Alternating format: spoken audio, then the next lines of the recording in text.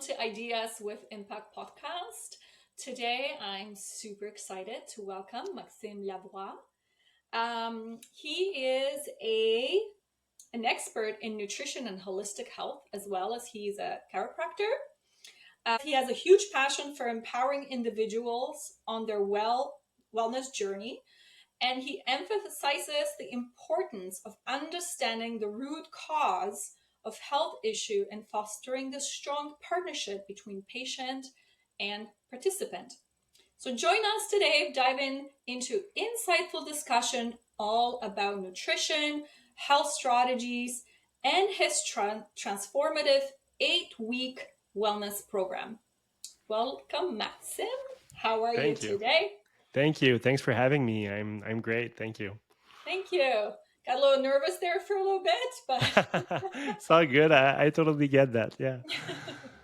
that's Thanks for the okay. introduction. Yeah. Yeah, you're welcome. So tell me a little bit about yourself. How did you get into the health and wellness? And yeah, if you can just share a little bit about what you do. Yeah, for sure. So first and foremost, as you said, I'm a chiropractor. So I did my Doctor of Chiropractic degree in University of Trois-Rivières already in 2012. So I'm going on 13 years of official practice. And throughout the years, my practice, ever since even when I was a student, I had a high interest into holistic health, nutrition.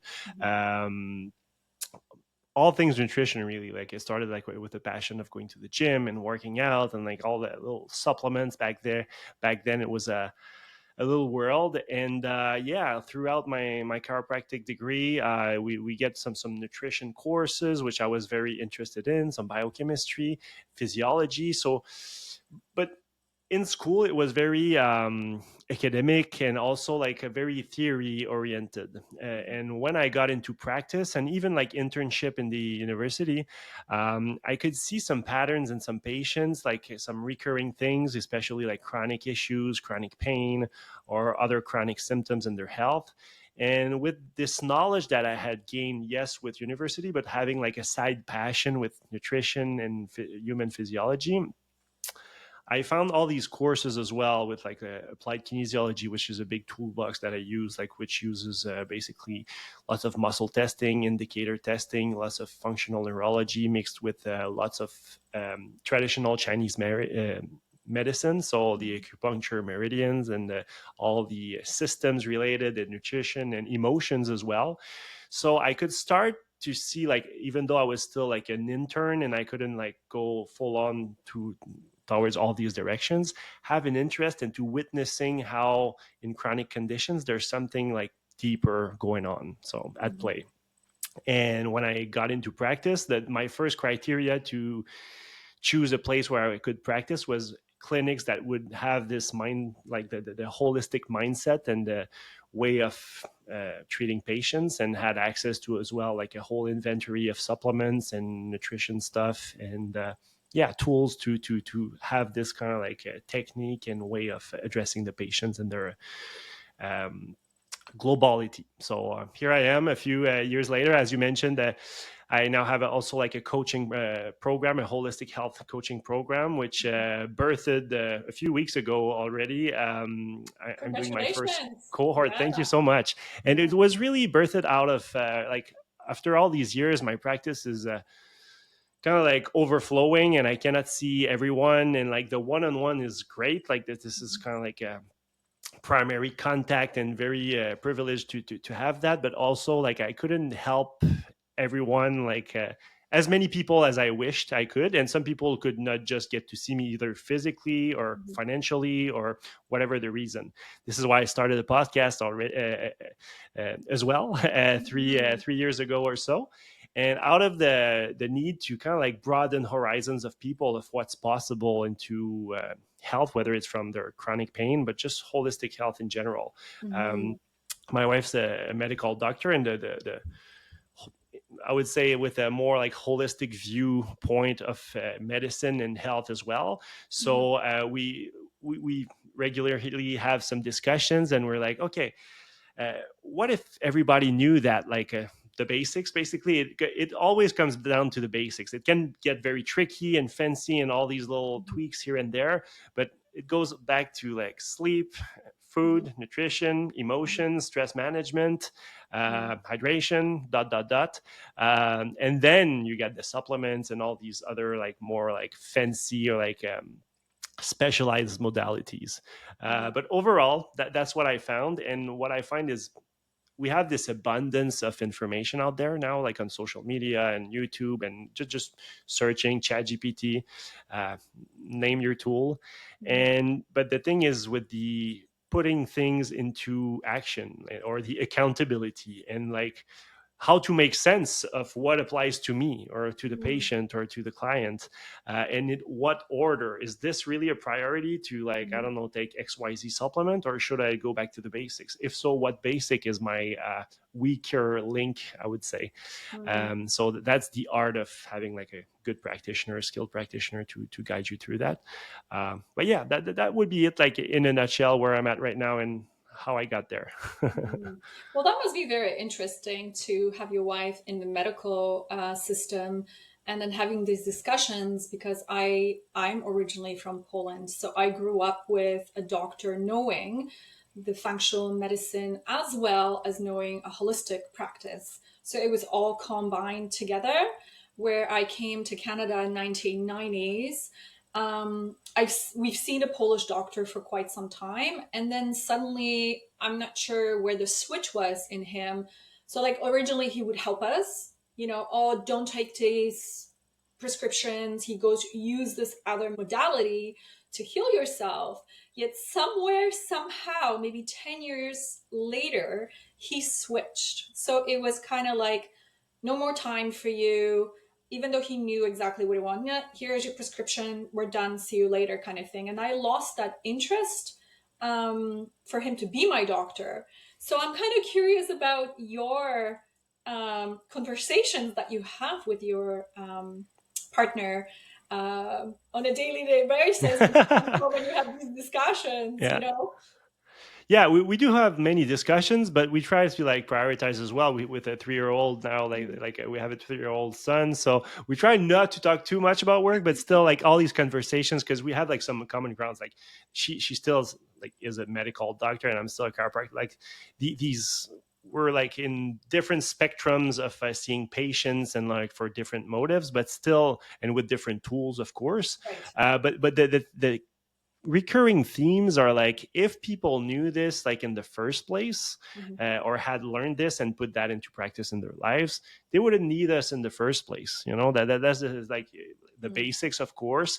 And these little things sometimes, like, people wait for a while to see me. That have like this waiting list, and they've seen typically other practitioners, other chiropractors, physios, osteos, medical doctors, and whatnot. And then they want to kind of like, from word of mouth, have another viewpoint or opinion, from a broader like lens, I would say. Mhm. And then I'm like going back to like the first visit. I got to know a lot about their history and their health, and I asked them like some more deeper questions, but also some very basic questions. And I go like, for example, what have you eaten for breakfast, lunch, and dinner? Like just 3 meals. And most times already, like, I know, like, okay, we got to go back to this. Like this, Mhm. like compounded over days, weeks, months, years. This might be like the main thing why you're experiencing this recurring chronic pain, for example. Right. Chronic, and on top of that, because like as a chiropractor, my scope is like in Quebec, the neuromusculoskeletal issues. So typically they come either like for chronic symptoms, i.e. pain, Right. or other stuff that hurts. And basically it's okay. On top of that, like, they have chronic pain, but they also have mild depression or low energy or exhaustions Mhm. for years. Like lack of energy is a recurring theme as well. For women, it might be like dysmenorrhea, so basically their menstrual cycle is off, or like Right. they have PMS and like mood swings and all these things. For men, it could be just low sex drive, libido, or just general fatigue. It could be like their gut, their microbiome. So Mhm. basically, they have constipation or chronic diarrhea, but they think it's their normal. And that's another thing in health. People think it's normal because everybody around them has the same symptoms. But what's common, I repeat this all the time, but what's common, it is not necessarily normal, Right. especially nowadays. We have like cancer is common, like heart disease is common, diabetes is type 2 diabetes is common, but is Mhm. this normal? Is this our new norm? We Mhm. could go down many rabbit holes with that, but still, Mhm. what symptoms are common nowadays, it doesn't mean it's normal. Like kind of like even like chronic pain, like past 35 years, I heard that in the locker room like last week in the gym, like, oh, my shoulder hurts and now my lower back hurts, but like past 40 years old, that's what everybody experiences, right? He was talking with the buddy. I didn't really intervene. I had Mhm. my day to go about, and Mhm. they didn't ask for my opinion. But in my head, I was like, this is still the mainstream kind of like narrative, or like this is what Mhm. the mainstream belief is, that Mhm. with age it means you lose mobility, you lose comfort, like all these things, but Mhm. that doesn't have to be normal. Yeah, no, I agree. It's the same thing on my side when I help women with menopause. It's like they think that it's so normal and okay to feel this way, when in general, you shouldn't be feeling this way. You shouldn't be actually having these symptoms. And if you do, what you can do about it, right? How can you correct it? Which you can. So it's quite interesting to hear that. And I've heard a lot of people also talk about that.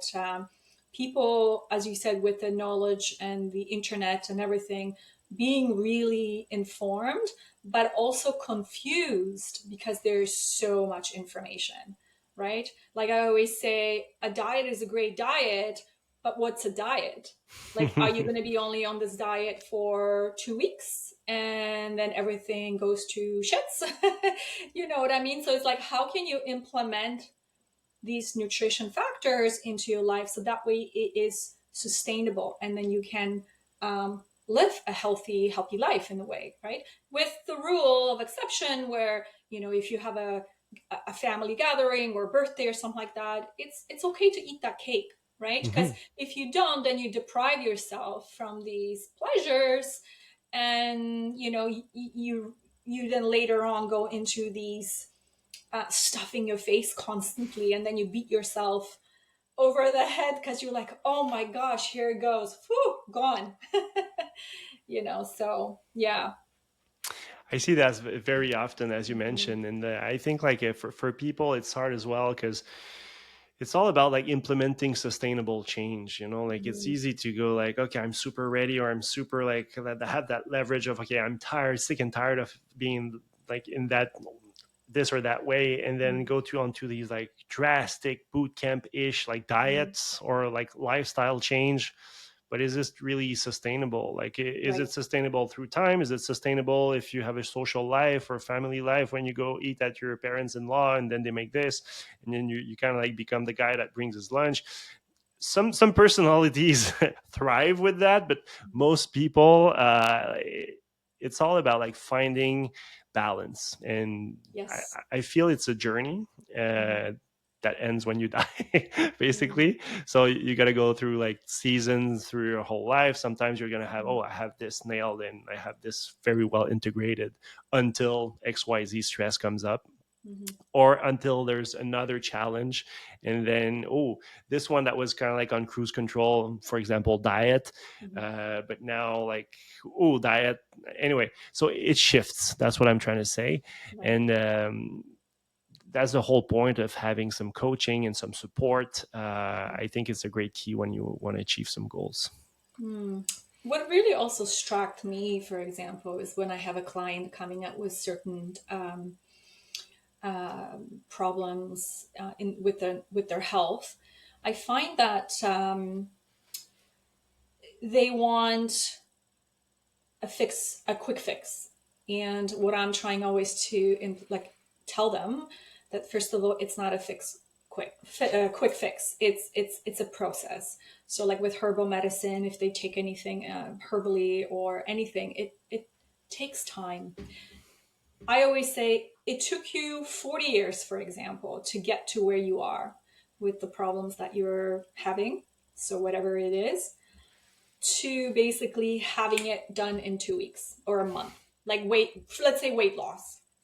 Yes, you can lose that weight within a month, right? You can lose probably what, close to 20 pounds or something like that drastically, but you're going to gain that weight back once you stop that. So, again, going back to the 80-20 rule, change your diet, change your thing completely, right? So, like you said, having that help, right? When you come in, they can come and see you and you can guide them through. You can show them, for example, of what they can eliminate, how to read simple ingredients, for example, on the back of the box, right? Because that can also be very confusing, I Mm-hmm. find, to a lot of people.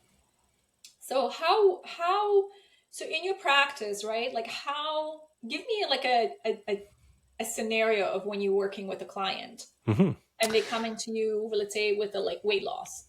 Yeah, for sure.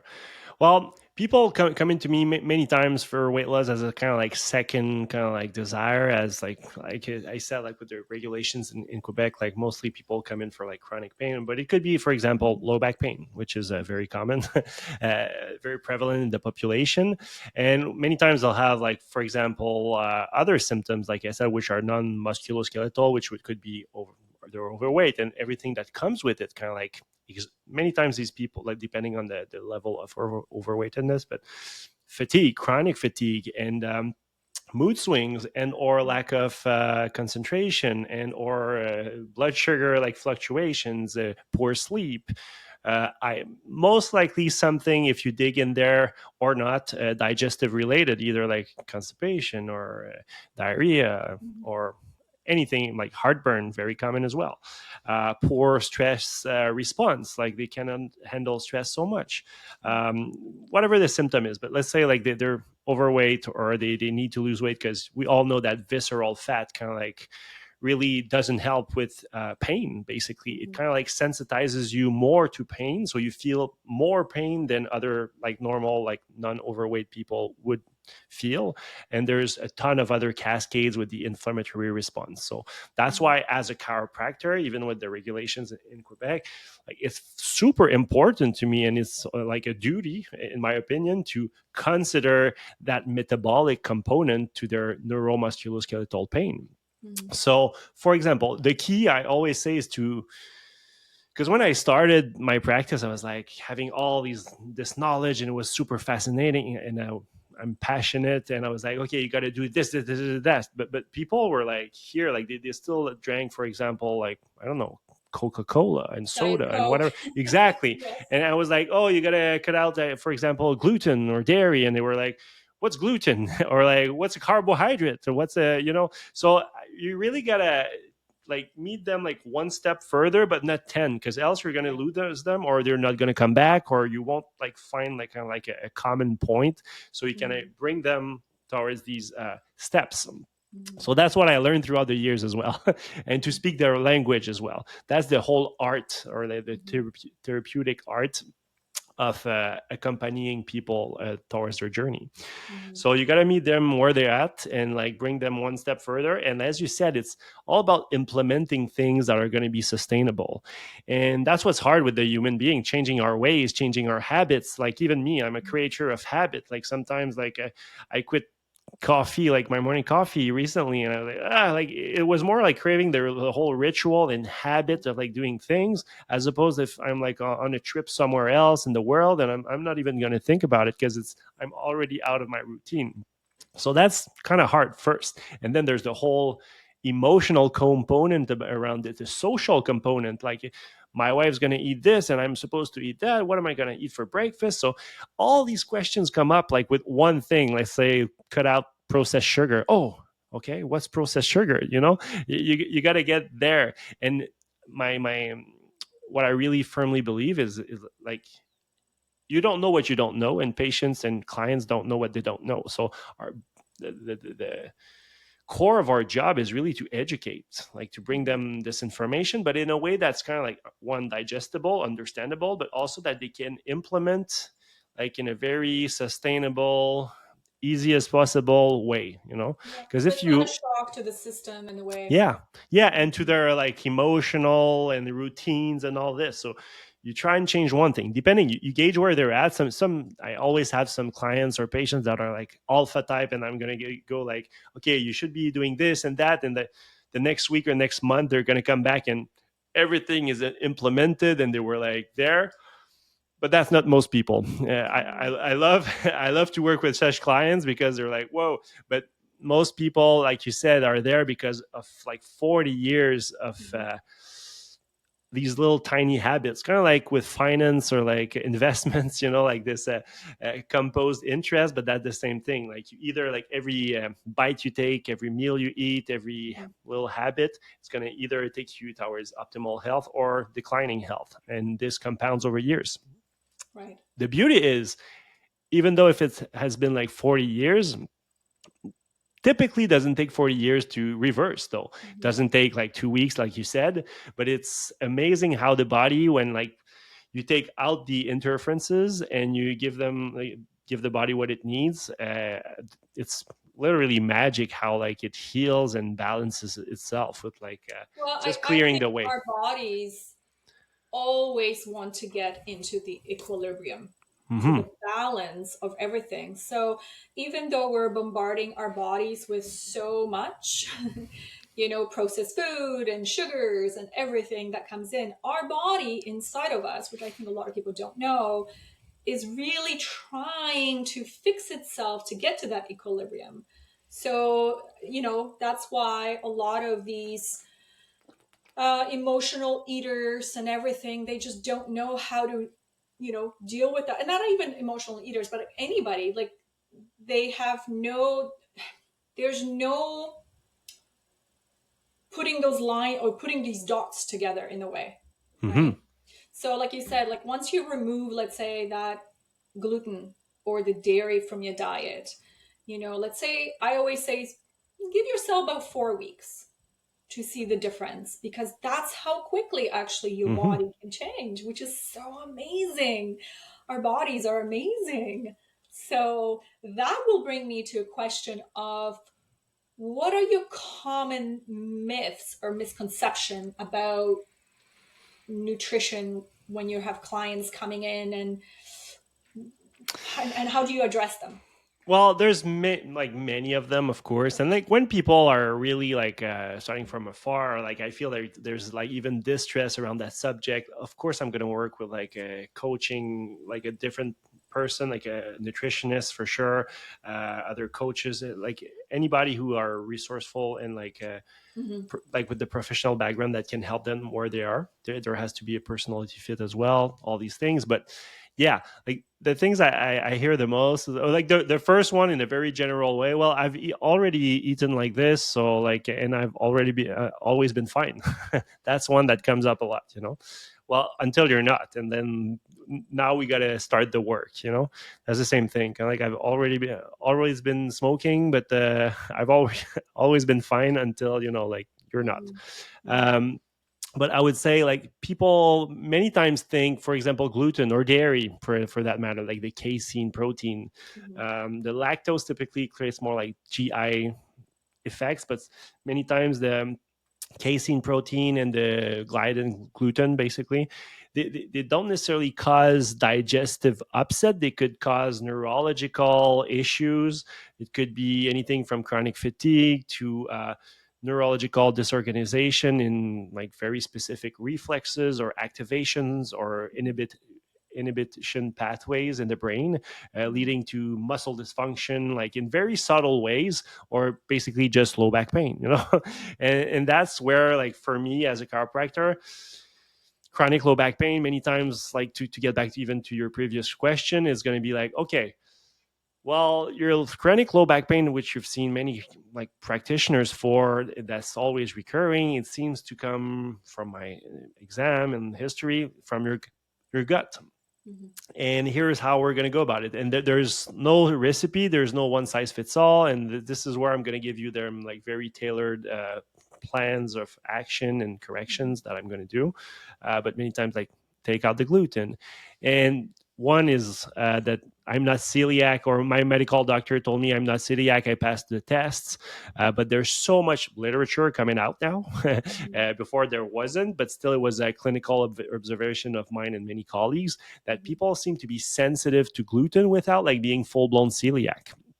And that's one thing. It could be secondary to their chronic inflammation, leading to gut inflammation. So anything that will kind of like be pro-inflammatory or irritant to the GI tract, i.e., gluten, dairy. Many times people will have done like lists of intolerances or sensitivities, but once we fix the gut, it's going to narrow down to maybe more their fundamental ones or none at all, which is cool as well.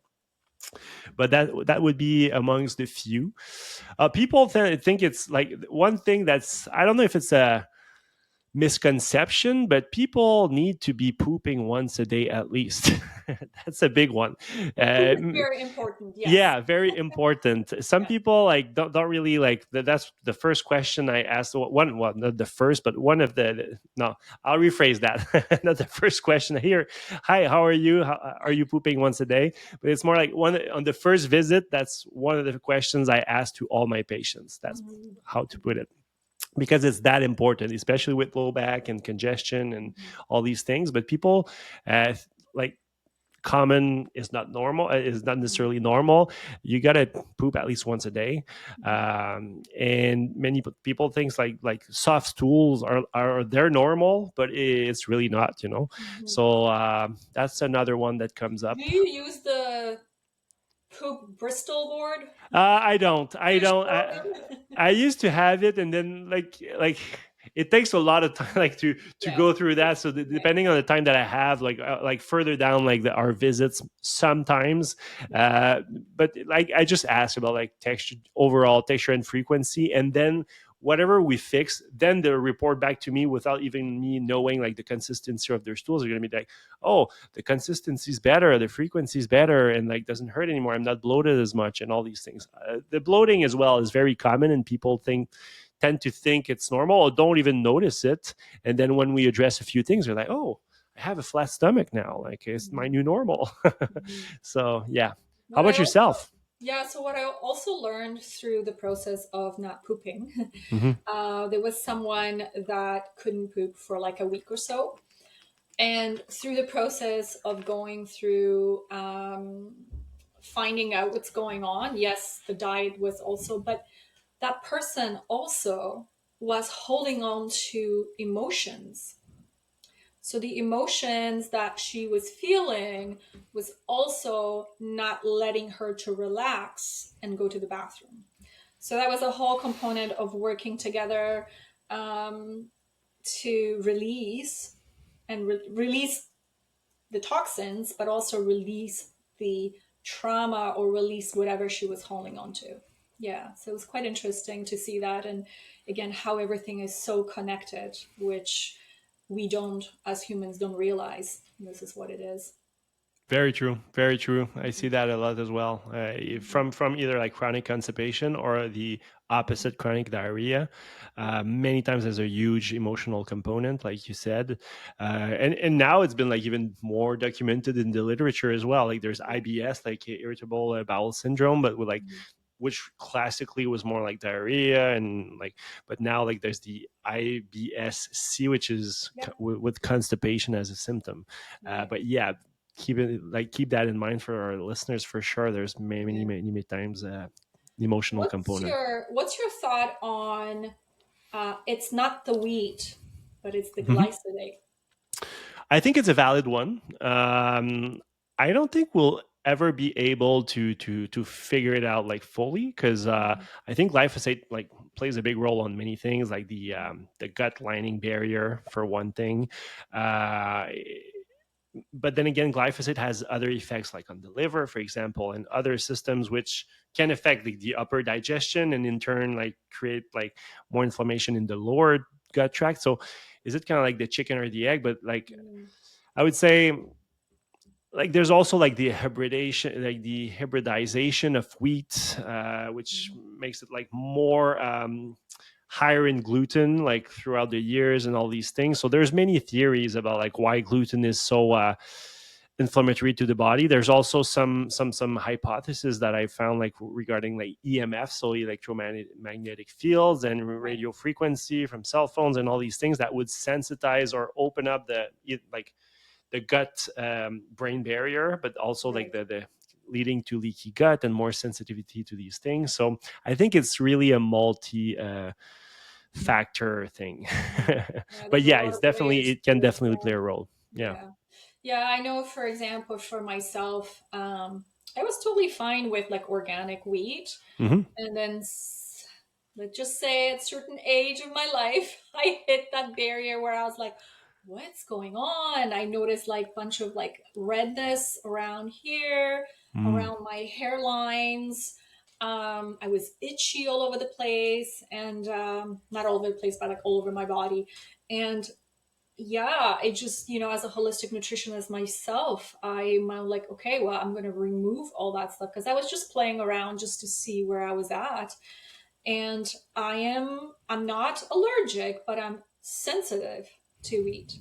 Hmm. Right away, it's a delay reaction that I get, probably about 4 to 6 days that I get the reaction when I eat gluten, or if I eat anything with gluten, let's say in the restaurant or anything like that, I react. It's a slower process, but I will react right away.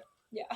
So. Well, that's an interesting one, and even to go back to your question about it, like what I find is very different from individual to Yes. individual. What I love to do, like in my practice, I use lots of tools, but then again, I will identify like on the patient, some patients it's going to be a sensitivity more to the wheat or lectin, for example, just wheat, Mhm. so they're going to be okay on Camus. How do you say that in English? Camus in French. Yeah. Yeah, exactly. Or spelt, or all these other ones that contain gluten, but that they won't react. So that could be more to the wheat. And then some people will show more on glyphosate, but then again, I don't think it's because they shouldn't eat anything with glyphosate on it. It might mean like their liver is having a hard time, or any other like of their elimination organs for that matter. Mhm. So it could be their Mhm. intestines. And other, I will test like more on the gliadin part, like so the gluten. Other people is going to be on other things. So like the cool thing with in my practice, like with many tools that I use, I will really test like with the individual patients. So from Mm. my, that's why like from my own observations clinically, I find that it's really on a case by case Right. Because we analysis. are so different. Yeah. We all have different Yeah. needs. We react to different things differently. I'm talking about food. Yeah. So yeah, so for And the sure. cool thing is we can find the individuals way to counter it, in a way like to counter interact it. So if I find that they Mhm. have a sensitivity to the wheat protein, or like to dairy or whatever, we're going to see how can we support the body so they can do better on it. Sometimes we just can't. Many times we can help, like I said earlier, like rebuilding the gut barrier and all these other things. Mhm. It really depends on their journey and their history and symptoms. Mm. Yeah, gut health, gut lining is to keep it healthy. It's so important. Yeah. I think about 90% of us humans have some sort of gut issues for sure. Yeah. Mhm. Well, and you've talked about stress, how stress, like we we talk about all these foods, but then again, like the stress and the compounded effects of stress on the body, and the hormonal cascade that comes with it, it will definitely play a big role onto the gut. People tend to think, okay, yeah, antibiotics, now that's almost like a fully known thing that will throw off your gut flora, for example. All the food things that we just mentioned, but also like stress. That's one of the most overlooked ones on the effect of like the gut flora, but just our digestion overall. Mm. We Hmm. really do truly have to look at the whole picture of a person than just one particular thing. Yeah. Yeah. That's why this work is so beautiful. Yeah, exactly. Yeah. So, what does a balanced diet looks like to you? Hmm. And what components do you believe are essential for optimum health? Okay. So not for me personally, for like in general, right? Yes. Okay, because first and foremost, it varies from individual to individual. But if we're to really like put it down to like a kind of like general rule for everyone, I think there can be many things said about that for sure to start with, kind of like a blueprint, and then like customize it for yourself, depending on genetics, preferences, energy expenditure, and all that. But for me, it's really as least transformed as possible, so as close to its natural state as possible. And one would argue that, like throughout the years, food has changed so much, it's been hybridized and but still try to do your best to like the less ingredients on the list, the better. So if you go into the produce aisle at the supermarket, you're good. Like if it's an orange, it's an orange. If it's salad, so all these things. So the least ingredients as possible, as unprocessed as possible as well. Some people like raw versus cooked. I feel here with the winter, I think it's good to eat cooked food. There could be a debate on some people with that, but I would say like lots of fresh and or cooked vegetables, fruits. I'm okay with nuts and seeds, and I like personally. I'm a fan of protein. I feel animal protein is digested better for on many levels, and as organic, free range, wild caught and wild sourced as possible. So that would, it looks very much like the paleo diet. I'm not a fan of like dogma regarding diets and food and whatnot, but if you kind of like Google the paleo diet, it kind of like it boils down to unprocessed. Yeah, exactly. Yeah, I don't know about you. We didn't speak about about that beforehand. I know some people like there's so many schools of thought around it, but for me, like what seems to work great on most patients and clients and myself, and I think it's because it boils down to as unprocessed as possible and nutrient dense foods. And like on the flip side, it kind of like takes off all these ultra processed foods and also like problematic like grains containing gluten and or other stuff like dairy as well for some people. But like I said, from there I will customize or work with the nutritionist to have like something very custom for the client or patient.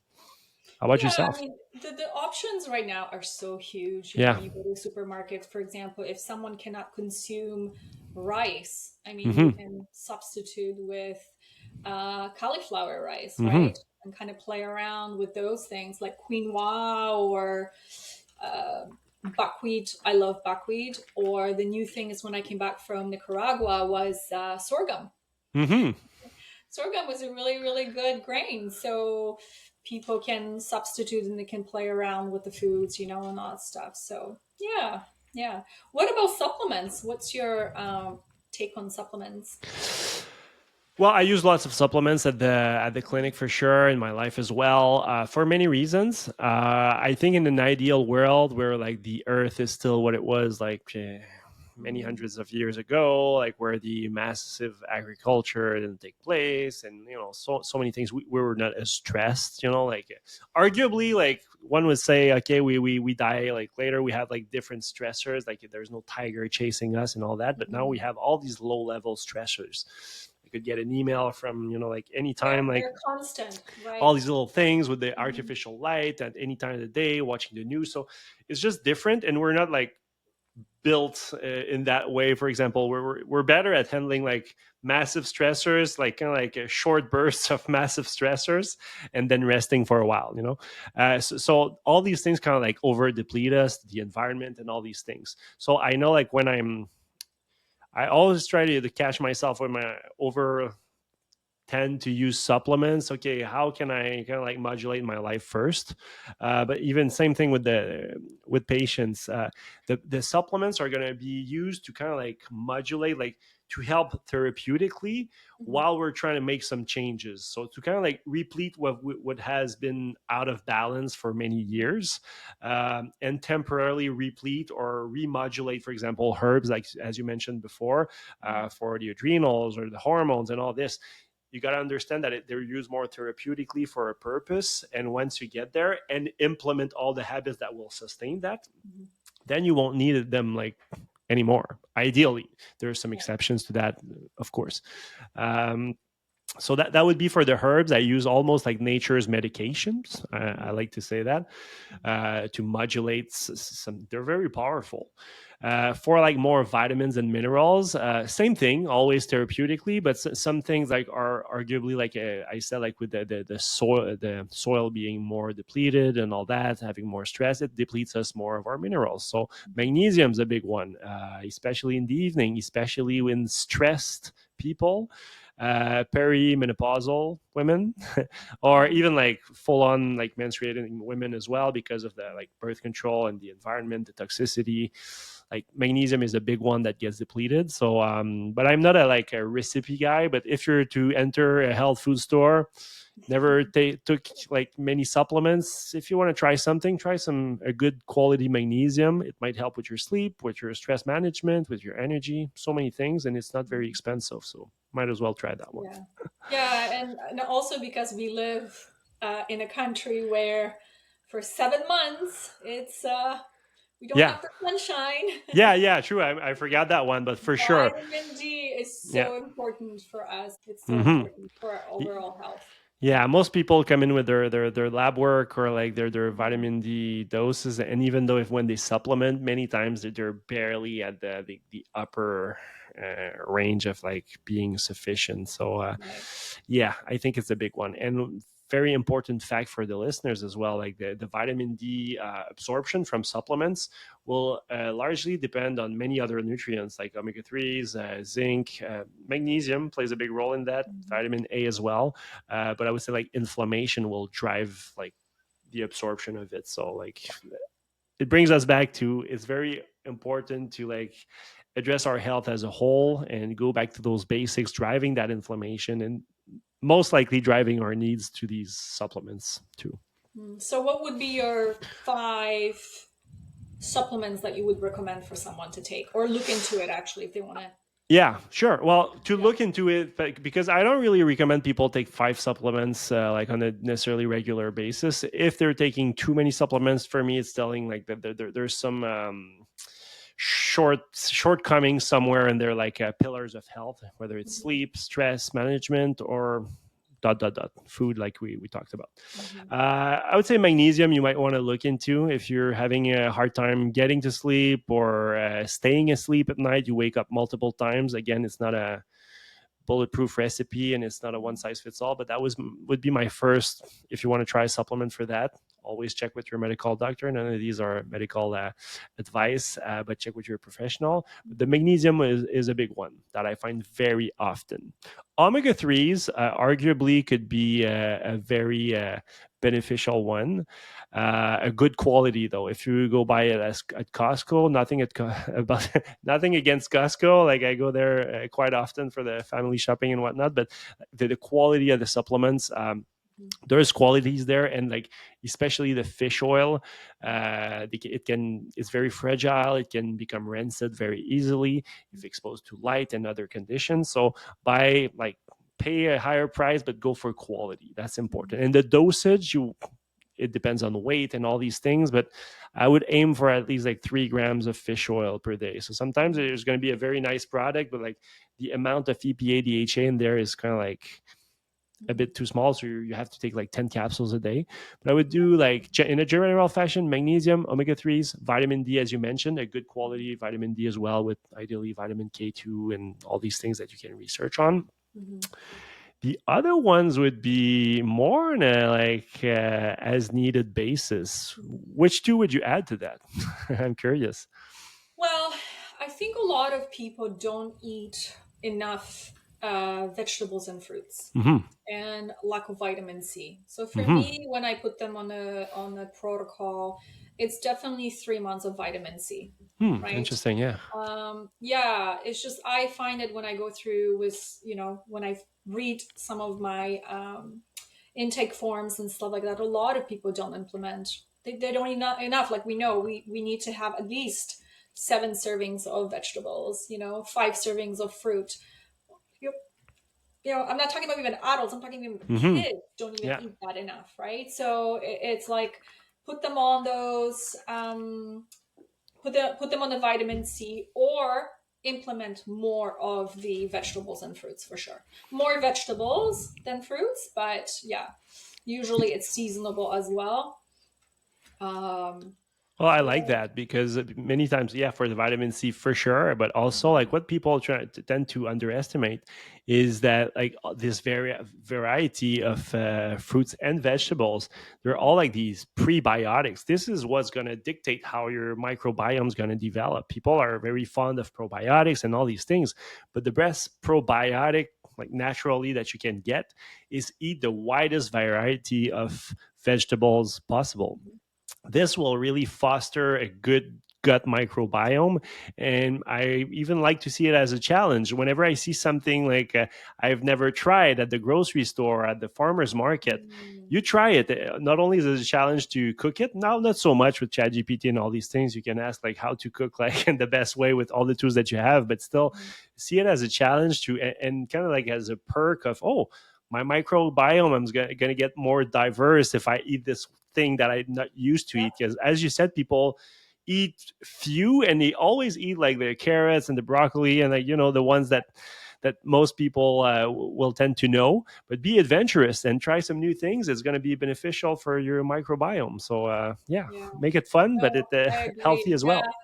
I used to get a basket from a local farmer, and sometimes they would throw in things Yeah. in there that I had no idea what it Yeah. was. And I was like, Yeah. oh, well, I'm just gonna chop it up and put it in my soup or put in my stew or make my kids eat it.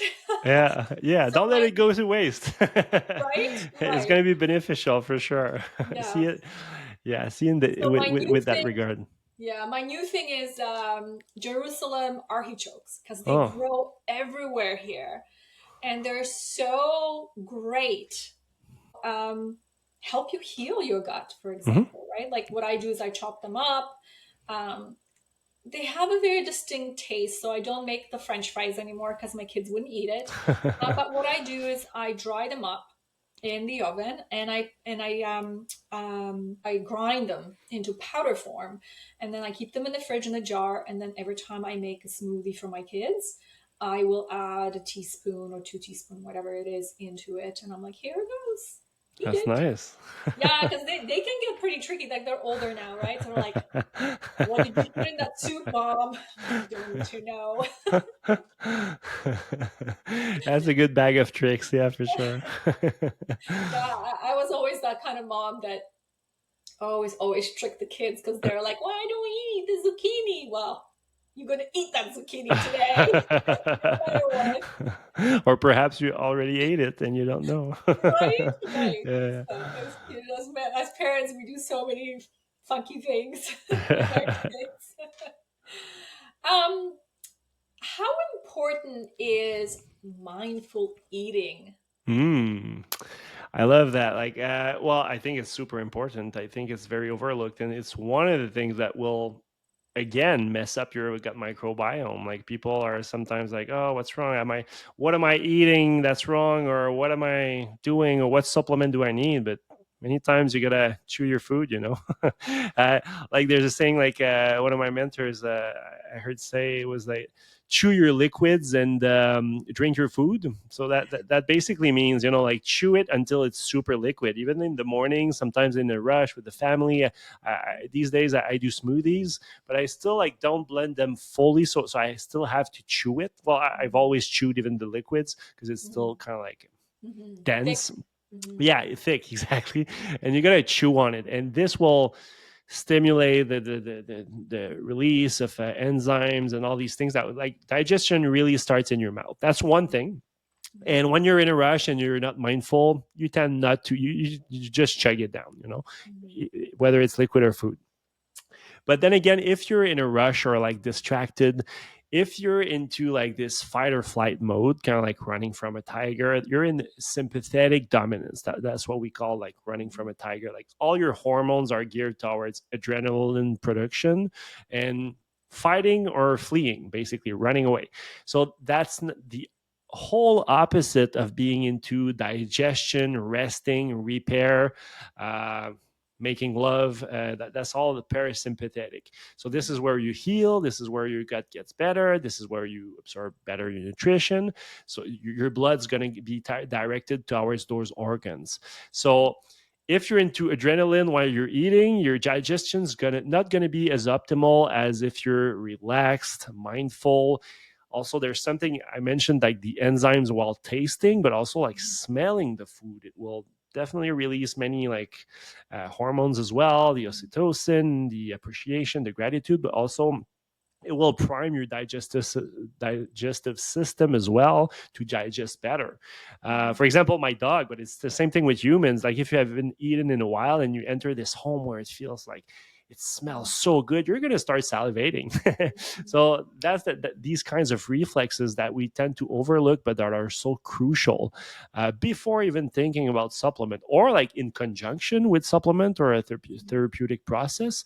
But if you take all the supplements in the world or all these like fancy modalities and you forget to do all these little things, as I mentioned, like the compounding effect of all this, the interest compounded, all these little habits that we gotta, like even myself, I'm saying this at the moment, I'm like, did I do this morning? Oh, I might have been in a rush. So it's constant practice, like even like when you know all this, but it's super, these little things that are super important. So yeah, mindful eating, prime importance.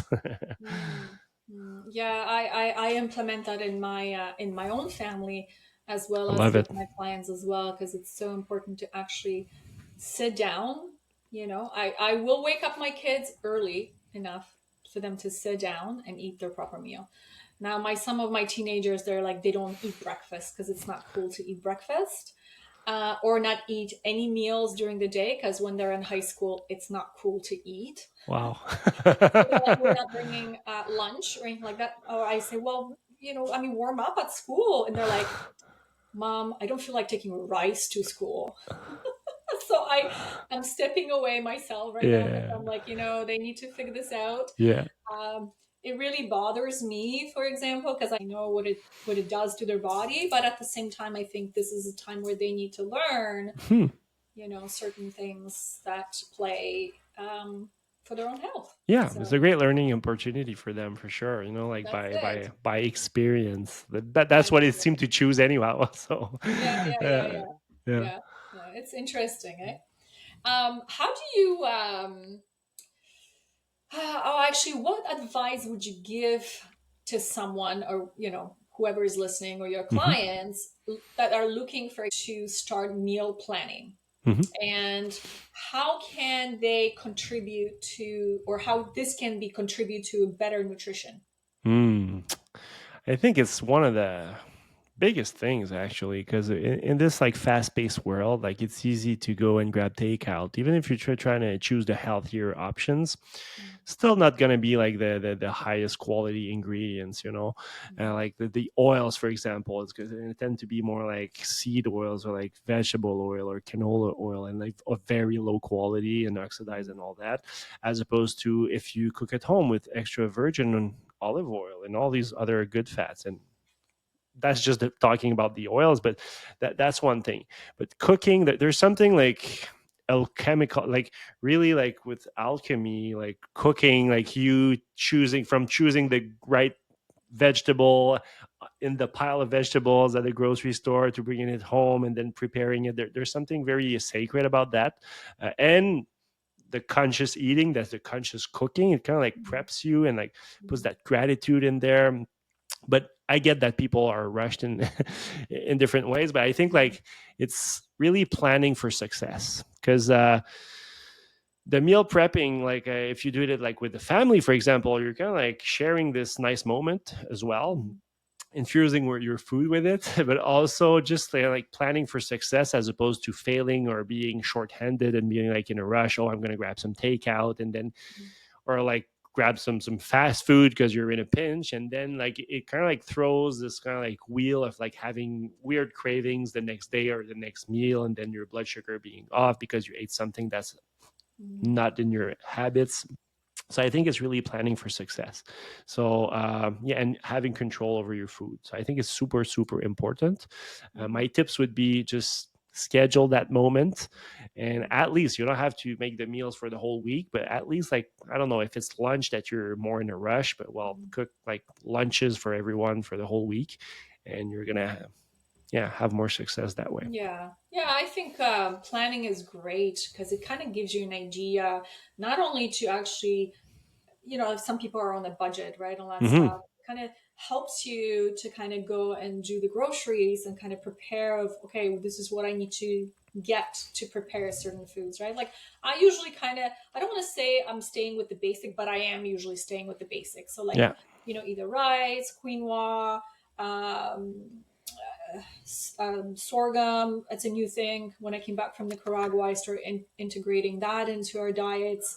What else do I do? Very rare that we have like pasta. Like, I mean, if my family does, I'll do like a zucchini, like, spirals when I use that for my meals. But we also do eat a lot of leftovers. Hmm. I don't like wasting food. So if there's something that's left over, I'll create something for lunch the next day, kind of thing. So it's like it's always reused. I just don't like throwing food away. Even though I have Nah. chickens, I just can't. I um, understand. but yeah, but it's that whole idea of sitting and kind of planning for what is coming ahead. Yeah, which I really really love. Yeah. Um, what does hydration play in overall health? Oh, that's another primary thing. Like, it's one of the Mhm. pillars of health, in my opinion. Most people are They're dehydrated. so Even dehydrated, that's right? one of the first things that is overlooked. And I ask all my new patients, and even like through their process, like I re-ask again, and it's of utmost importance. Like, even like from a musculoskeletal standpoint, you can feel like the muscles. Like being more tight, like moving in that as well. The fascia can like can Mhm. create like adhesions and all these things. You're gonna feel it when, and people are gonna feel more inflamed. But there's, I don't remember the stats, but like a 1% dehydration, level can affect the brain very quickly into like mental sharpness, fatigue, exhaustion, and all these things. So it's crucial. It's one of the basics. Like, and most people come into the clinic and they're like, yeah, exactly. And then you see me drinking same thing like throughout the thing. The goal is really to carry water. If you don't carry water, you're going to forget. Your body's going to adapt. Of course, we're like meant for survival and all these things. But I would recommend to carry water. Like, there's tons of calculations that you can do. Like, some people will say, like, sometimes I'm like super easy, like 1 liter per 50 pounds of body weight, but depends. Like, other is going to be half your body weight in pounds, in ounces of water. That's a more like a permissive calculation. Another one that my wife posted not so long ago, like while researching more, it was 30 milliliters, like, so 1 ounce per kilogram, I think. So 2 liters at least, Per from day. there, depending on your weight, energy expenditure, sweating, season, Yeah, do whatever, and be mindful of anything that dehydrates you as well. So alcohol and coffee coffee, and right? caffeine, Every period. Yeah. every cup of coffee you drink, you have to replenish this with two Yeah. cups of water. Yeah. Hmm. Hmm. I say that too. Um, what about, like, I know drinking water is great, Hmm. but what about adding electrolytes to your water Hmm. or sea salt, like Yeah. real sea salt, not Yeah. table salt? Yeah, of course. I say that very often as well. It's very trendy these days, like the electrolytes. I wouldn't say like drink electrolytes all day. And there's also, depending, some people, like, for example, on a keto diet will need more electrolytes to compensate. Like, there's specific situations, but with an overall, like, I would start with saying just drink more water. For people who drink their like regular amount of water, who report back to me like, oh, I'm always going to the bathroom, or it could be your body that's adapting. It could be your adrenals that are like need some attention, or it could be basically that you need to add more electrolytes. It comes back to the quality of their water as well, because sometimes people will use just tap water. That could be like the low hanging fruit, just Mhm. buy a filtration system or get some source water or whatever to upgrade your quality of the water. Mhm. From there, if they've done this upgrade, sometimes they get reverse osmosis, but then again, without like re-adding minerals. So it's a case by case basis, but I would say for sure, at least once a day, you want to replenish your minerals. For me, I salt my food kind of like a lot, or like I put lots Mhm. of good. I have like 5 kinds of salt at home, like Mhm. maybe 4, but still like around that number, because there's a an occasion for every salt, depending on the taste. And when you get into that rabbit hole of salts, Yes. there's so many flavors, texture, crystals. I love salt Yeah. basically. So for me, I don't really add it to my water, and I have some well water, so it's already like more minerals. So I Mhm. don't, but I still do electrolytes here and there. I love it, Mhm. especially sometimes in the evening. I'll get like a little craving of food or like after dinner, and then I'll go grab some electrolytes, and I'm good. And that will Mhm. make me skip like the um, evening eating that's so Mhm. detrimental to sleep and all that. Or sometimes I will encourage people to do it in the morning, like a good like glass of water with some either a pinch of sea salt, a good quality, like you mentioned. Um, there's tons of there. I don't have like a specific Yeah. recommendation, but or like some good quality electrolytes, but not to do it like some people will do electrolytes with all their drinks. Mhm. Uh, Yeah, that's not I'm good not a fan. either. Yeah. Yeah, I'm not a fan of that either. But I always say hydration is so important no matter Hmm. what. Just keep on drinking. I mean, there's you don't if you don't like water, it's okay. Still drink herbal teas as not as long as there is no caffeine in it. Um, Replenish that, but plain water is the best water that we Yeah. can. It Mhm. really depends where the people's at. Like you said, some people are like, I just don't like the taste and like that. Mhm. Everything it boggles my mind. Like, wait, you don't like water? But still, people sometimes they're coming from afar. So I mean, Yeah, like for them, like herbal tea, great. We'll yeah. talk in 3 months, It six works and months, it's or two perfect. weeks. Yeah, Right, exactly. So right. any improvement, like progress over perfection. I repeat that all the time. So people are like, oh, 3 liters really there's no way, so they're like next homework, like give me something Yeah, else. But yeah. yeah, You if got you the drink like part 2 glasses, it's going to be better than like one, so start right. with that. Yeah. Right, exactly. What about kids? Hmm. How do you help, or what kind of advice would you give parents to either install healthy habits for children and implement water for children? Because Yeah. you have a child, I Yeah. have kids, and my kids went through the process of like birthday parties and things like that. And my kids never really drank juices until about age 5 or so, and even now, like they're almost teenagers and they all drink water like crazy. Like they have these, I think, close to 2 liter bottles filled up with water and they drink it like crazy. Um, but I find that there's a lot of juices and people Hmm. are like, oh, here's your apple juice or here's your punch juice and stuff like that. Like how, or again, what advice would you give to parents to kind of switch that for these kids to help them down the road, with their health, right? Yeah, I think it's a twofold thing. For sure with the water, like I'll start by saying that like you gotta lead by example. So I think like from there, like up until a certain age, all you can do is model like by doing it for yourself and inspire them from like either what they see or they see you doing and all this. So they're gonna model, like children are like that. Then again, like mine is only 3 year old. We'll see. Like I might have more, more advice when they get to the teenage years. But then again, they will learn like your example of like having lunch and all this. At one point they will want to experiment on their own, and I think it's part of life. But if you've taught them some good bases, they kind of like have this reference point on how they're going to feel if they skip lunch, if they skip dinner, or they skip water. And then they're going to be like, oh yeah, it's cool, but like I don't feel as well as when I used to drink water. So they're going to adjust. They're not, like they're smart kids. They just want to feel, everybody wants to feel ideal. So if they see the contrast, more power to them. They're going to be like, oh, you know what, it really helps me to have lunch or drink water. Okay, so that's the first thing. The thing about juice is, yeah, of course it's super available everywhere, even like the fruit pouches that I see like with the for little ones.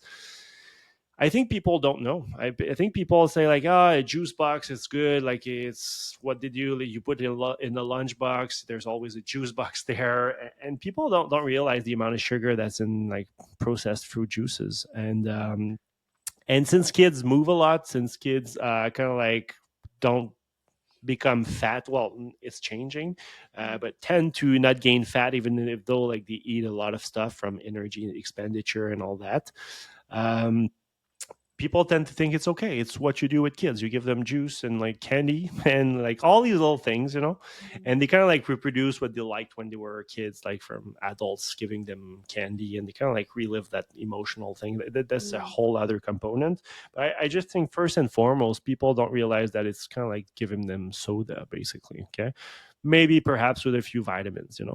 I think juice, like, I wouldn't go crazy like on like sometimes we have like we bought some organic grape juice the other day for like someone told us like it was kind of like helping more like folk medicine but like for gastro prevention and all that, and I just bought some for, and I drank it like we serve little glasses, but like all these little like these huge glasses even for adults, like the orange juice is a big one for breakfast. Mhm.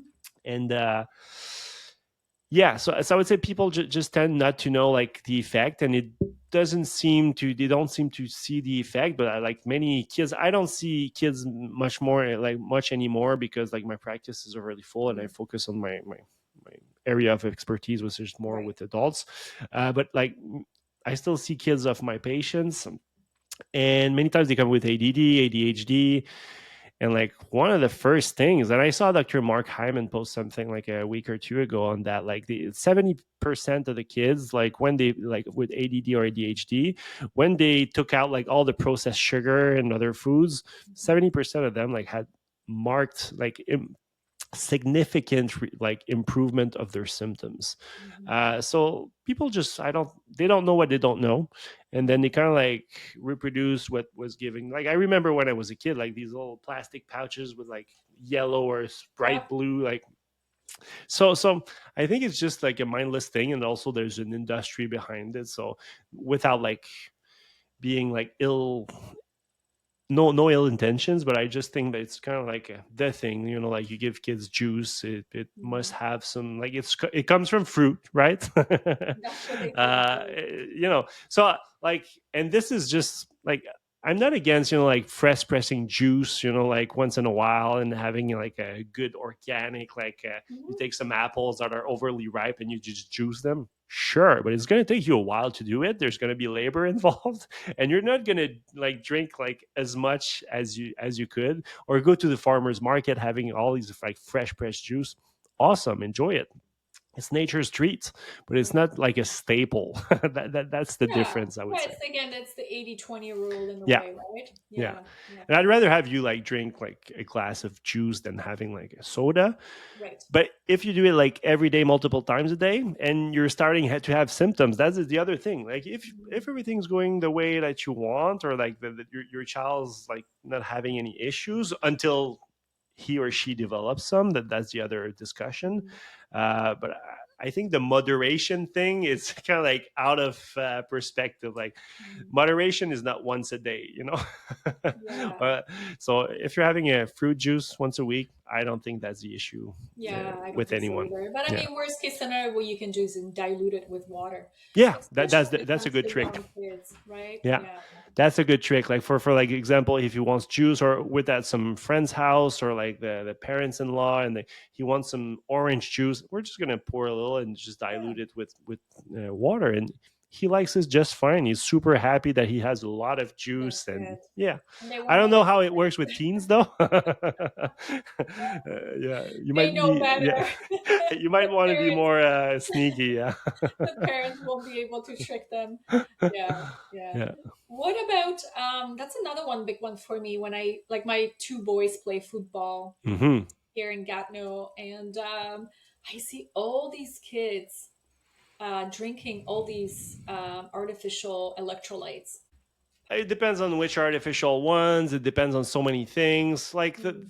the more mainstream ones tend to. So it's a case by case, but like I'll look at the ingredients and just try to replace them like with like if they come to ask me, of course, else they can do whatever. But I mean, like I would replace with a more healthy alternative, for example. There's tons of them out there. And then again, you got to look at the ingredients. And like you said, it's not always easy from like someone who's not into all these things to discern within a good Mhm. one and a bad one. The one thing I'm not fond of is too much sugar. Same thing with the fruit juices. Like these things are loaded with sugar. It could be good for like, for example, like a marathon runner for various reasons that we're not going to get into. But for kids who are just basically like, even though they're working a lot and expending a lot of energy, I don't think that much sugar is that beneficial for them. Like the Yeah. electrolytes good, but like in these mainstream ones, like yeah, it's not the best profile. I'll say it Mm. that way. So I try and change, like, well, even like coconut water or like something still sugary, but like with a better profile of like electrolytes would be good, or just plain like water with a little bit of fruit juice if you want some carbohydrates in there, but not as Mhm. much. And there's tons of like homemade electrolytes drink or like Gatorade replicas that you can make, which might be much more healthy for your kid for sure. Coconut water. I love coconut Yeah. water. Yeah, Sounds there's good. also like tree like sap water like from maple trees in Canada, which is Yeah. kind of cool and very local. So that could Yeah, be that's true. something that Support works your as well. You locals. know. That's Yeah. Yeah. right. So, on this note, what would be your final piece of advice for someone who's looking to improve their nutrition and just overall health? Yeah, well, I love this one. I really like. I mentioned it a few times, like progression over perfection, and Mm, just little by little, keep like educating yourself. And although there's like overwhelming sources of like information, you can always try and validate it. Like try and implement it in your life. If you're not sure, of course, ask your medical doctor or a health professional or a coach, mhm, and see if it fits for you or not, because it can get confusing quite fast, and it can be semi dangerous if you go down like extreme routes for sure. So always ask your mhm, health practitioner.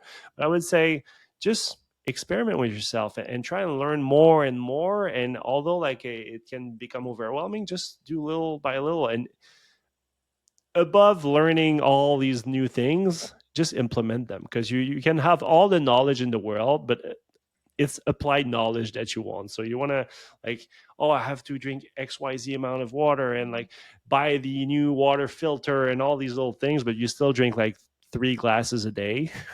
Yeah. Start like getting like a little mark, and then when you get there, optimize it even more or get onto the next weakest link in your health. And that's why like working with any health Mm, practitioner will definitely take off the guessing game and the overwhelm, and guide you through your own individual needs and priorities, and save you a lot of time, frustration, headaches, money, and mm. yeah, efforts. So that would be it. Yeah, beautiful. I love it. And I always say it too, health and nutrition, it's a journey. Yeah, It's a journey to discover. It's a journey of, really connecting with how you feel. It's like whenever we put in our mouth, how does it make you feel at the end of the day? Right? So, very good one. Maxim, Yeah, thank thank you you so much. so much. I really appreciate this conversation and you coming on. Lots of interesting knowledge. And again, thank you so much. Thanks for having me. It was a You're pleasure. welcome.